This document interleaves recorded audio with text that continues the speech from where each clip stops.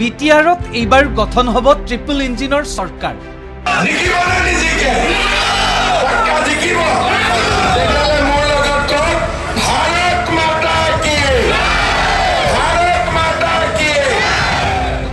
দিল্লী দিছপুৰৰ পাছত বিজেপিৰ দখললৈ যাব কোকৰাঝাৰ।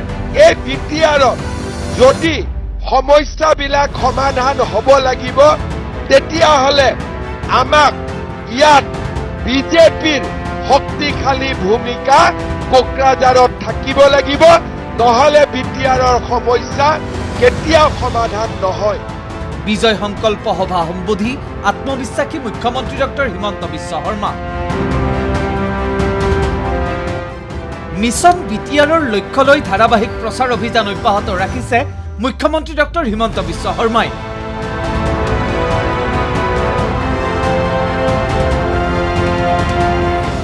ৰাজ্যিক বিজেপিৰ সভাপতি দিলীপ শইকীয়াক লগত লৈ পুনৰ কোকৰাঝাৰত বিজয় সংকল্প সভা সম্বোধন মুখ্যমন্ত্ৰীৰ।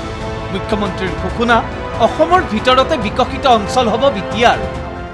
টকা ক'ৰ পৰা পাব? মোদীজীয়ে টকা দিলেহে টকা আহিব, আৰু মোদীজীৰ টকা কোনে আনিব? দিছপুৰত বিজেপি আনিব, বিজেপিয়ে কাক দিব? কোকৰাঝাৰত দিব। তাৰ মানে আমাক দিল্লী, দিছপুৰ, কোকৰাঝাৰ ট্ৰিপল ইঞ্জিন চৰকাৰ থাকিলেহে আমাৰ ইয়াৰ সমস্যা সমাধান হ'ব। বিপিএফও আমাৰ শত্ৰু নহয়, ইউপিপিএলো আমাৰ শত্ৰু নহয়। 22 বছৰ পিছতো বিটিআৰৰ ৰাইজৰ যি দুখ থাকি গ'ল, কৰবাত দলং নাই, কৰবাত ৰাস্তা নাই, কৰবাত স্কুল নাই, কৰবাত কলেজ নাই, এইবাৰ আমি বিটিআৰত সৰ্বাংগ সুন্দৰ বনাব লাগিব। বিটিআৰক অসমৰ ভিতৰতে আটাইতকৈ বিকশিত অঞ্চললৈ ৰূপান্তৰ কৰিব লাগিব।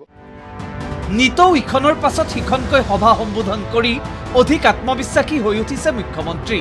বিটিআৰত এতিয়া 1 নম্বৰত আছে বিজেপি। মন্তব্য মুখ্যমন্ত্ৰীৰ। আমাৰ যেতিয়া বিটিআৰৰ ইলেকশ্যন আহিলে তেতিয়া আমাৰ মাজত আলোচনা হ'ল যে আমি কেইটা সিটত ইলেকশ্যন উঠিম। প্ৰথমতে আমি ভাবিলো যে ইয়াততো বিপিএফ আছে, ইউপিপিএল আছে, গতিকে আমি 9-10টা ইলেকশ্যন খেলিলে হৈ যাব। মই বিটিআৰত যোৱা 10 দিন মিটিং কৰি আছো, সকলো মিটিঙতে হাজাৰ হাজাৰ মানুহ। বিজেপিক বিটিআৰত ইমান আদৰণি লৈছে যে এতিয়াও হাগ্ৰামা মহিলাৰীয়েও কয় যে আমাৰ বিজেপিৰ লগত কণ্টেষ্ট, প্ৰমোদ বড়োৱেও কয় বিজেপিৰ লগত কণ্টেষ্ট। মইতো কওঁ যে বিজেপি ছুপাৰফাষ্ট ট্ৰেইন হৈ আছে, বিজেপি এতিয়া 1 নম্বৰত। কেৱল এয়াই নহয়, মুখ্যমন্ত্ৰীৰ দাবী, বিজেপি চৰকাৰৰ দিনতে বিটিআৰত হৈছে কাম। বিটিচি বিটিআৰৰ পৰা শান্তিলৈ সকলোৰে কৰ্তৃত্ব বিজেপিৰ। এবাৰ সুবিধা পালে বিজেপিয়ে এবছৰতে দিব প্ৰমাণ। আজিলৈকে বিটিআৰত যি হৈছে বিজেপি চৰকাৰৰ দিনত হৈছে। বিটিচিৰ চুক্তিও বিজেপিয়ে কৰিছিলে আৰু বিটিআৰৰ চুক্তিও বিজেপিয়ে কৰিছে। বিজেপিয়ে শান্তি আনিলে, বিজেপিয়ে ৰাইজক গণতান্ত্ৰিক অধিকাৰ ঘূৰাই দিলে। এবাৰ যদি বিজেপিয়ে সুবিধা পায় তেতিয়াহ'লে বিজেপিয়ে ৰাইজৰ সকলো দুখ একে বছৰতে নোহোৱা কৰি আমাৰ সমাজখনক আগুৱাই লৈ যাব পাৰিব। ইউপিপিএল বিপিএফ কোনো বিজেপিৰ শত্ৰু নহয় বুলি উল্লেখ কৰিও মুখ্যমন্ত্ৰীয়ে কয় যে বিটিআৰ চৰকাৰে সমাধান কৰিব পৰা নাই ৰাইজৰ সমস্যা। কোকৰাঝাৰত বিজেপি শক্তিশালী হলেহে হ'ব সমস্যাৰ সমাধান।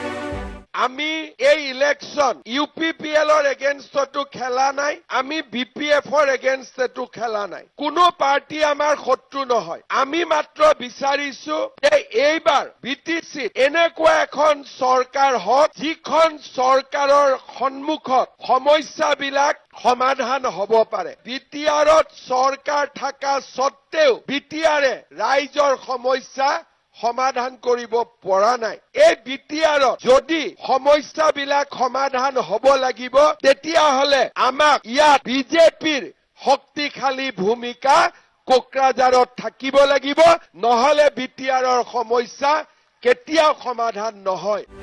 বিটিআৰত আৰু কোনো দ্বিতীয় শ্ৰেণীৰ নাগৰিক নাথাকিব বুলি উল্লেখ কৰি পুনৰ ভিচিডিচিৰ দুৰ্নীতিৰ বিৰুদ্ধে সৰব মুখ্যমন্ত্ৰী। বড়োলেণ্ডত ভিচিডিচি থকালৈ দুখীয়া মানুহে নাপাব আঁচনি।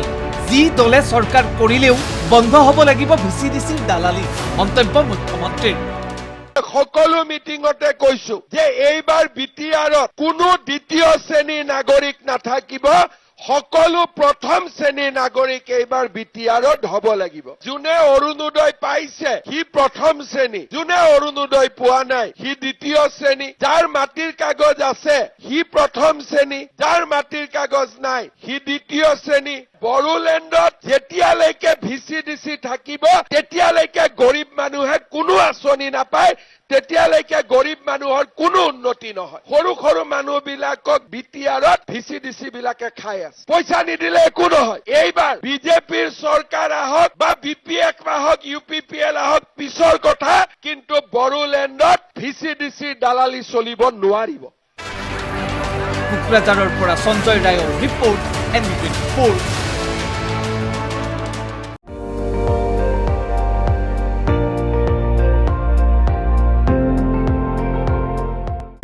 আপুনি চাই আছে ND24, সৰ্বশ্ৰেষ্ঠ নহয় সৰ্বোত্তমৰ দৌৰ।